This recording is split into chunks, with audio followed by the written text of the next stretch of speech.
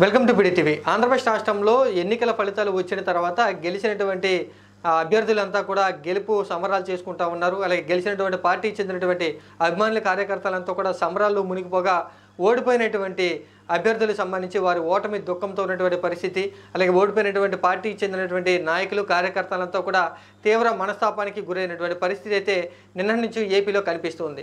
గెలిచినటువంటి వారంతా కూడా సంబరాలు చేసుకుంటా ఉంటే ఓడిపోయినటువంటి వారంతా కూడా నిశ్శబ్ద వాతావరణంలో కనిపిస్తున్నారు.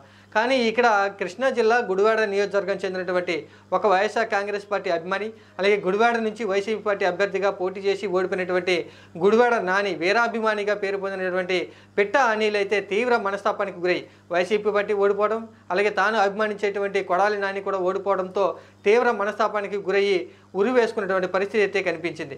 నిన్న పిట్ట అనిల్ అయితే వైసీపీ పార్టీ గుడివాడ నాని ఓడిపోవడంతో తీవ్ర మనస్తాపానికి గురై ఉరి వేసుకున్నటువంటి విషాద ఛాయలు అయితే ప్రస్తుతం గుడివాడ నియోజకవర్గంలో కనిపిస్తుంది. మరీ ముఖ్యంగా గుడివాడ నియోజకవర్గంలో పిట్ట అనిల్కి చెందినటువంటి గ్రామం అయినటువంటి సైదాపూర్లో రాజకీయంగా కొంత విషాద ఛాయలు అయితే కనిపిస్తూ ఉన్నాయి.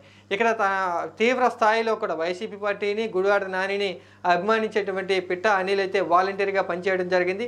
గత 5 నెలల నుంచి కూడా వాలంటీర్గా పనిచేసినటువంటి పిట్ట అనిల్ అయితే వైసీపీ పార్టీ మీద కొడాలి నాని మీద తీవ్ర అభిమానాన్ని అయితే పెంచుకోవడం జరిగింది పెద్ద ఎత్తున కూడా. ఎప్పుడైతే వీళ్ళిద్దరూ కూడా ఓడిపోయారు, వైసీపీ పార్టీ నాని ఓడిపోవడంతో తీవ్ర మనస్తాపానికి గురైనటువంటి అనిల్ అయితే ఉరి వేసుకోవడంతో ఇక్కడ రాజకీయంగా గుడివాడలో కొంత విషాద ఛాయలు అయితే కనిపిస్తున్నాయి.